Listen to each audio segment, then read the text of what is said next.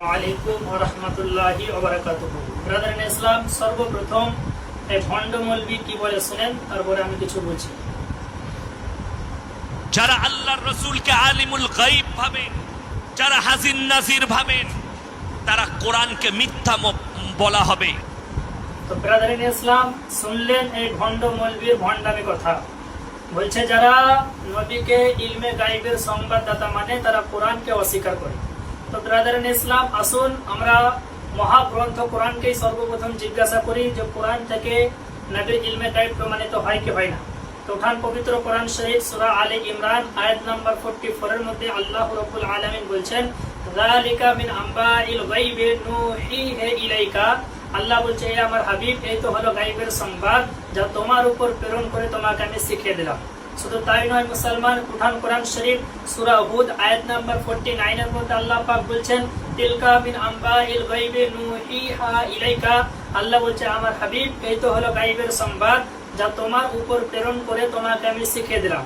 উঠান পবিত্র কোরআন শরীফ সূরা ইউসুফ আয়াত নাম্বার 102, সূরা ইউসুফের 102 নম্বর আয়াতের মধ্যে আল্লাহ পাক বলছেন, যালিকা মিন আম্বাইল গায়বি নুহিহি ইলাইকা। আল্লাহ বলছেন, হে আমার হাবিব, এই তো হলো গায়বের সংবাদ, এই তো হলো গায়বের জ্ঞান যা তোমার উপর প্রেরণ করে তোমাকে আমি শিখিয়ে দিলাম।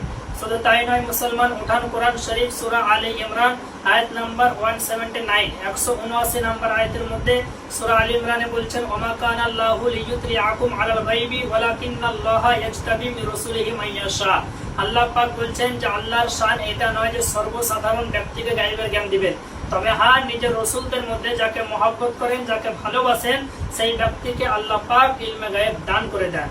শুধু তাই নয় মুসলমান, উঠান কোরআন শরীফ সূরা জিন আয়াত নাম্বার 26, 27 এর মধ্যে আল্লাহ পাক বলছেন, আলিমুল গায়বি ফালা ইউযহিরু আলা গায়বিহি আহাদান ইল্লা মান ইরতাদা মির রাসূল। আল্লাহ বলছেন, গায়ব জাননেওয়ালা আল্লাহ, আমি নিজের গায়বের প্রতি কাউকে ক্ষমতাবান করি না, কিন্তু নিজের মনোনীত রাসূল ব্যতীত। অর্থাৎ আল্লাহ পাক কাউকে গায়বের জ্ঞান দেন না নিজের রাসূলগণ ব্যতীত, অর্থাৎ রাসূলগণকে আল্লাহ পাক ইলমে গায়ব দান করে দিয়েছেন। তো ব্রাদার ইন ইসলাম, শুধু তাই নয়, উঠান কোরআন শরীফ 5 পারা সূরা নিসার আয়াত নাম্বার 113 এর মধ্যে রব্বুল আলামিন বলছেন, ওয়া আল্লামাকা মা লাম তাকুন তাআলাম ওয়া কানা ফাদলুল্লাহি আলাইকা আযীমা। আল্লাহ পাক কে আয়াতে তাফসীর পড়েন আপনি, তাফসীরে জালালাইন 87 নম্বর পৃষ্ঠা এর তাফসীর করা হয়েছে। শুধু তাই নয়, তাফসীর ইবনে কাসিরের মধ্যে আছে, তাফসীরে বাগাবী, তাফসীরে দুররে মানসুর, তাফসীরে মাঝারি, তাফসীরে নাসাফুরি, আরো অসংখ্য তাফসীরের মধ্যে বলা হয়েছে। তাফসীরে জালালাইনে বলা হয়েছে, আই মিনাল আহকামি ওয়াল গায়ব, অর্থাৎ আল্লাহ পাক বলছেন, মেহবুব, তুমি গায়বের বিষয়ে যা কিছু জানতে না, গায়বের বিষয়ে যে সমস্ত কিছু তুমি জানতে না, আমি আল্লাহ সমস্ত গায়ব তোমাকে শিখিয়ে দিলাম। তো ব্রাদার ইন ইসলাম, এতগুলি আয়াত থেকে এবং সূরা তাকবীর আয়াত নাম্বার 24 এর মধ্যে রব্বুল আলামিন কোরআন শরীফের মধ্যে বলছেন, ওমা হুয়া আলাল গায়বি বিদনিন। আমার নবী গায়বের খবর বলতে কৃপণতা করেন না, অর্থাৎ নবী মুস্তাফা গায়বের সংবাদ দেন।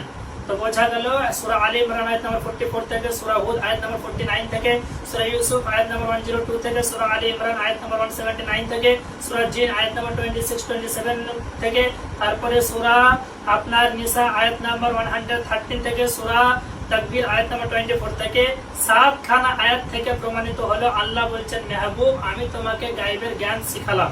আল্লাহ বলছে, আমি আমার নবীকে গায়বের জ্ঞান দিলাম। তো মুসলমান, একজন মাস্টার আপনার ফিজিক্যাল সায়েন্সের জ্ঞান অর্জন করার পর তাকে ফিজিক্যাল সায়েন্সের যদি জ্ঞানী বলা হয়, তো ম্যাথামেটিক্সের জ্ঞান অর্জন করে তাকে ম্যাথামেটিক্সের জ্ঞানী বলা হয়, কেউ জিওগ্রাফির জ্ঞান অর্জন করলে তাকে জিওগ্রাফির জ্ঞানী বলা হয়, কেউ হিস্ট্রির জ্ঞান অর্জন করলে তাকে হিস্ট্রির জ্ঞানী বলা হয়। তো বলুন, যে নবীকে স্পষ্ট আল্লাহ পাক বলছেন, আমি নবীকে গায়বের জ্ঞান দিলাম, তো সেই নবীকে গায়বের সংবাদদাতা বলা কেন জায়েজ হবে?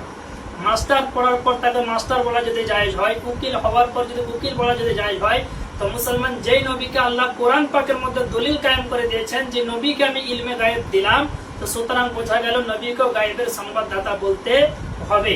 তো ব্রাদার ইন ইসলাম, এই ভল্ড মৌলবি ডাবচর গোপাল ভাড় পোল্ট্রি মুরগি বলছে যে নবীকে যারা গায়েবের সংবাদদাতা মানে তারা কোরআনকে অস্বীকার করে। এতগুলি আয়াত থেকে প্রমাণিত হলো নবী হচ্ছেন গায়েবের সংবাদদাতা। এবার আপনারাই চিন্তা করুন, আল্লাহর কোরআনকে মানবেন না এই পোল্ট্রি মুরগি ডাবচরকে মানবেন?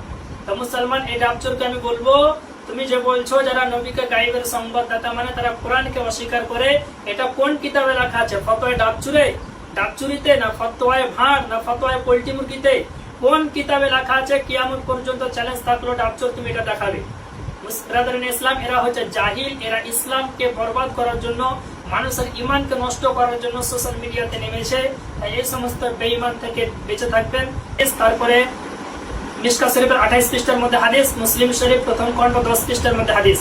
2 নম্বর লাইনে নবী পাক বলছেন, আবু হুরায়রা থেকে বর্ণিত, ইয়াকুনু ফি আখিরি জামানে দাজ্জালুন কাযাবুন ইয়াতুনাকুম মিনাল আহাদিস বিমা লাম তাসমাউ আনতুম ওয়া লা আবাউকুম ফা ইয়্যাকুম আইয়াহুম লা ইউদিল্লুনাকুম ওয়া লা ইয়াফতিনুনাকুম। রাসূল পাক বলছেন কিয়ামতের পূর্বে কিছু দাজ্জাল বের হবে। দাজ্জাল শব্দ হাদিসে এসেছে। তারা কাযযাব হবে, মিথ্যুক হবে, এমন এমন ফতোয়া দিবে না তোমরা শুনেছো না তোমাদের বাপ দাদা শুনেছে। তো মুসলমান যে পোল্ট্রি মুরগি বলছে নবী গায়েবের সংবাদ জানে না, আজ থেকে যদি 300 বছর পূর্বে 400 বছর পূর্বে যান তো এরকম কথা কেউ বলেনি। ইহুদি খ্রিস্টানদের ফান্ডিং নিয়ে সোশ্যাল মিডিয়াতে নেমে মানুষের ইমানকে নষ্ট করছে। তো এই সমস্ত বেঈমান মৌলবী থেকে আল্লাহ পাক সমস্ত মুসলমানের ইমান ও আমলের হেফাজত করুক। ওমা আলাইনা ইল্লাল বালাগ। আসসালামু আলাইকুম ওয়া রাহমাতুল্লাহি ওয়া বারাকাতুহু।